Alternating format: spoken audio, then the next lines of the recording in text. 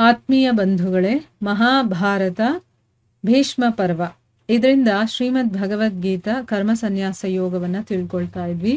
ಓದ ಭಾಗದಲ್ಲಿ ನಾವೇನು ತಿಳ್ಕೊಂಡ್ವಿ, ಹೊರಗಿನ ವಿಷಯಗಳಲ್ಲಿ ಆಸಕ್ತಿರಹಿತವಾದಂಥ ಅಂತಃಕರಣ ಇರುವಂಥ ಸಾಧಕ ಆತ್ಮನಲ್ಲಿ ಸ್ಥಿತವಾದ ಧ್ಯಾನದಿಂದ ಹುಟ್ಟಿದ ಸಾತ್ವಿಕ ಆನಂದವನ್ನ ಪಡ್ಕೊಳ್ತಾನೆ.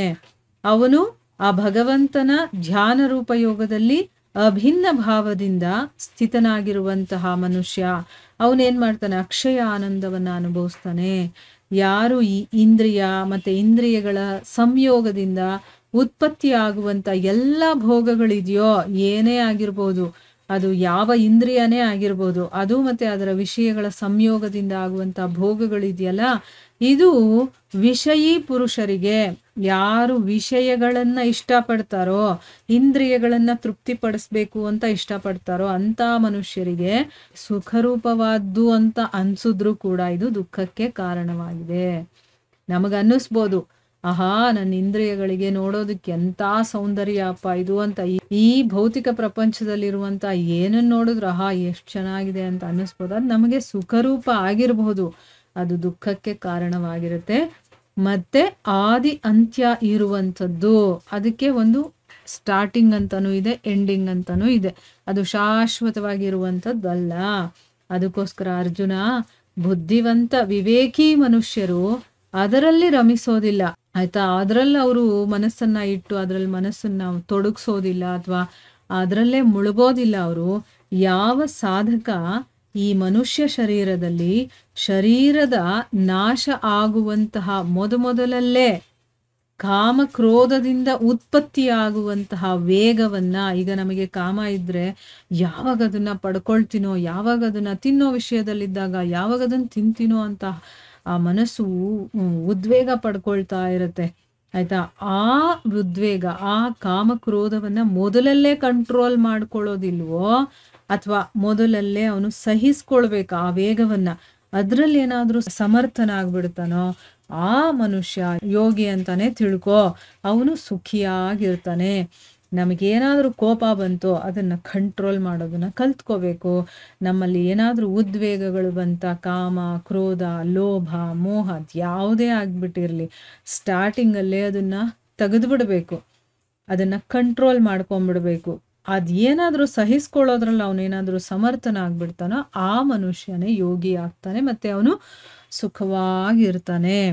ಯಾವ ಪುರುಷ ನಿಶ್ಚಯದಿಂದ, ಅಂದ್ರೆ ಅವನು ಖಂಡಿತವಾಗ್ಲೂ ಕೂಡ ಅಂತರಾತ್ಮದಲ್ಲೇ ಸುಖ ಇರುವಂಥವನು, ಅವನಿಗೆ ಬೇರೆ ಹೊರಗಡೆಯಿಂದ ಯಾವುದೇ ಹೊರಗಡೆ ವಿಷಯ ಆಗಿರ್ಬೋದು, ಬೇರೆ ಮನುಷ್ಯರಾಗಿರ್ಬೋದು, ವ್ಯಕ್ತಿಗಳು ವಸ್ತುಗಳು ಯಾವುದೇ ಆಗಿರ್ಬೋದು, ಘಟನೆ ಆಗಿರ್ಬೋದು, ಅದರಲ್ಲೆಲ್ಲ ಅವನಿಗೆ ಆಸಕ್ತಿ ಇರೋದಿಲ್ಲ.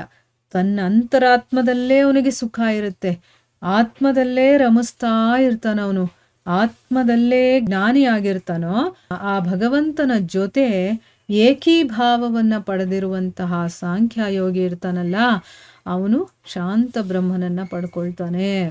ನೋಡಿ, ಈಗ ಯೋಗಿಗಳಾಗಿರ್ಬಹುದು, ಸದ್ಗುರುಗಳಾಗಿರಬಹುದು, ದೊಡ್ಡ ದೊಡ್ಡ ಮಹಾತ್ಮರು ಒಬ್ಬರೇ ಇರೋದಕ್ಕೆ ಇಷ್ಟಪಡ್ತಾರೆ. ಅವರು ಯಾಕೆ, ಅವ್ರಿಗೆ ಏನು ಬೇಜಾರಾಗೋದಿಲ್ಲ, ಏನೇ ಒಂದು ತೊಂದರೆನೂ ಆಗೋದಿಲ್ಲ. ಅವರು ತಮ್ಮಲ್ಲೇ ತಾವು ಸಂತೋಷವಾಗಿರ್ತಾರೆ.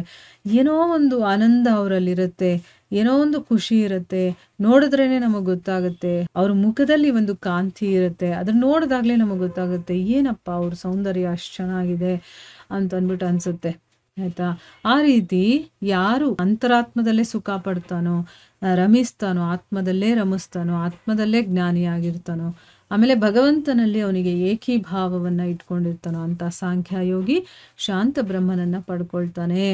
ಯಾರ ಎಲ್ಲ ಪಾಪಗಳು ಕೂಡ ನಷ್ಟವಾಗೋಗಿದೆಯೋ, ಅವರಿಗೆ ಪಾಪನೇ ಇರೋದಿಲ್ಲ, ಆಮೇಲೆ ಅವರು ಸಂಶಯಗಳು ಇರೋದಿಲ್ಲ. ಆ ಜ್ಞಾನದ ಮೂಲಕ ಅವೆಲ್ಲ ಸಂಶಯಗಳು ಹೊಟ್ಟೋಗ್ಬಿಟ್ಟಿರುತ್ತೆ. ಮತ್ತೆ ಎಲ್ಲ ಪ್ರಾಣಿಗಳ ಹಿತದಲ್ಲಿ ನಿರತನಾಗಿರ್ತಾನ ಅವನು. ಈಗ ಅವನು ಮಾಡೋದಕ್ಕೆ ಬೇರೆ ಏನೂ ಇರೋದಿಲ್ಲ, ಯಾಕಂದ್ರೆ ಅವನು ಸಂಪೂರ್ಣ ಶಾಂತವಾಗ್ಬಿಟ್ಟಿರ್ತಾನೆ. ಬೇರೆ ಜೀವಿಗಳು ಕೂಡ ಅವರಿಗೆ ಸಂತೋಷ ಸಿಗಬೇಕು ಅಂತ ಆ ಕೆಲಸದಲ್ಲಿ ನಿರತನಾಗಿರ್ತಾನೋ. ಮತ್ತೆ ಯಾರ ಮನಸ್ಸು ನಿಶ್ಚಲ ಭಾವದಿಂದ ಆ ಭಗವಂತನಲ್ಲೇ ಸ್ಥಿತವಾಗಿರುತ್ತೋ ಆ ಬ್ರಹ್ಮವೇತ್ತ ಪುರುಷ ಶಾಂತ ಬ್ರಹ್ಮನನ್ನು ಪಡ್ಕೊಳ್ತಾನೆ. ಅಂದರೆ ಯಾರ್ಯಾರೆಲ್ಲ ಈ ಶಾಂತ ಬ್ರಹ್ಮನನ್ನು ಪಡ್ಕೊಳ್ಬಹುದು ಅನ್ನೋದ್ರ ಬಗ್ಗೆ ಹೇಳ್ತಾ ಇದ್ದಾರೆ. ಆಮೇಲೆ ಕಾಮಕ್ರೋಧ ರಹಿತನಾಗಿ ಗೆದ್ದಿರುವಂತಹ ಚಿತ್ತ ಇರುವಂಥವನು, ತನ್ನ ಚಿತ್ತವನ್ನು ಗೆದ್ದಿರ್ತಾನವನು, ಪರಂಬ್ರಹ್ಮ ಪರಮಾತ್ಮನ ಸಾಕ್ಷಾತ್ಕಾರ ಮಾಡಿಕೊಂಡಂತಹ ಜ್ಞಾನಿ ಪುರುಷರಿಗೆ ಎಲ್ಲ ಕಡೆಗಳಿಂದನೂ ಕೂಡ ಶಾಂತ ಪರಬ್ರಹ್ಮ ಪರಮಾತ್ಮನೇ ಪರಿಪೂರ್ಣನಾಗಿರ್ತಾನೆ. ಹೊರಗಡೆಯ ವಿಷಯ ಭೋಗಗಳನ್ನು ಚಿಂತಿಸದೆ ಹೊರಗಡೆನೆ ಬಿಟ್ಟುಬಿಟ್ಟು ಮತ್ತೆ ನೇತ್ರಗಳ ದೃಷ್ಟಿಯನ್ನ ಭೃಗುಟಿಯ ಮಧ್ಯದಲ್ಲಿ, ಈ ಎರಡು ಹುಬ್ಬುಗಳ ಮಧ್ಯದಲ್ಲಿ ಸ್ಥಿತವಾಗಿಸಿ ಮತ್ತೆ ನಾಸಿಕದಲ್ಲಿ ವಿಚರಣೆ ಮಾಡುವಂತಹ ಪ್ರಾಣ ಮತ್ತೆ ಅಪಾನ ವಾಯುವನ್ನ ಸಮ ಮಾಡಿ ಯಾರ ಇಂದ್ರಿಯಗಳು ಮನಸ್ಸು ಮತ್ತೆ ಬುದ್ಧಿಯನ್ನ ಗೆಲ್ಲಲ್ಪಟ್ಟಿದೆಯೋ ಈ ರೀತಿಯ ಮೋಕ್ಷಪರಾಯಣನಾದಂತಹ ಮುನಿ ಇಚ್ಛೆ ಭಯ ಮತ್ತೆ ಕ್ರೋಧರಹಿತನಾಗಿದ್ದಾನೆ. ಈ ರೀತಿ ಯಾರು ಸಾಧನೆ ಮಾಡ್ತಾನೋ ಅವನಿಗೆ ಇಚ್ಛೆ ಅನ್ನೋದಿರೋದಿಲ್ಲ, ಭಯ ಅನ್ನೋದು ಇರೋದಿಲ್ಲ, ಕೋಪ ಅನ್ನೋದು ಇರೋದಿಲ್ಲ. ಅವನು ಸದಾ ಮುಕ್ತನಾಗಿರ್ತಾನೆ.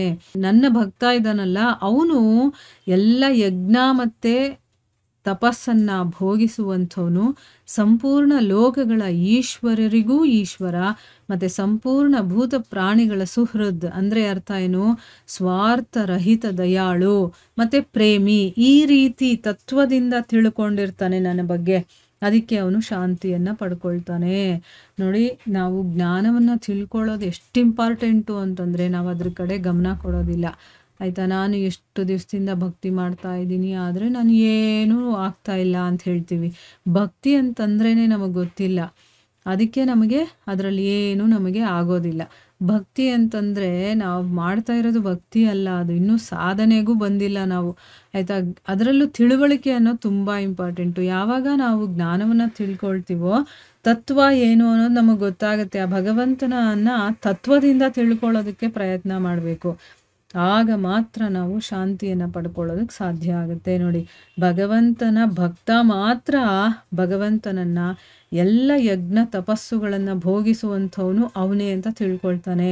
ಎಲ್ಲ ಈಶ್ವರರು ಯಾರ್ಯಾರಿದ್ದಾರೋ ಆ ಎಲ್ಲ ಈಶ್ವರರಿಗೂ ಈಶ್ವರನ್ ಭಗವಂತನೇ ಅಂತ ತಿಳ್ಕೊಳ್ತಾರೆ. ಎಲ್ಲ ಭೂತ ಪ್ರಾಣಿಗಳ ಸುಹೃದ್ ಅಂದರೆ ಒಳ್ಳೆಯದನ್ನು ಮಾಡುವಂಥವನು, ಪ್ರೀತಿಸುವಂಥ ಪ್ರೇಮಿ ಅವನು ಅಂತ ತತ್ವದಿಂದ ತಿಳ್ಕೊಂಡು ಅವನು ಶಾಂತಿಯನ್ನು ಪಡ್ಕೊಳ್ತಾನೆ ಅಂತಂದ್ಬಿಟ್ಟು ಇಲ್ಲಿ ಹೇಳಿದ್ದಾನೆ. ಇದು ಕರ್ಮ ಸನ್ಯಾಸ ಯೋಗದ ಬಗ್ಗೆ ಇಲ್ಲಿ ಕೊಟ್ಟಿರುವಂಥ ವಿಷಯಗಳು. ಇಲ್ಲಿಗೆ ನಾವು ನಿಲ್ಲಿಸೋಣ. ಹರೇ ಕೃಷ್ಣ.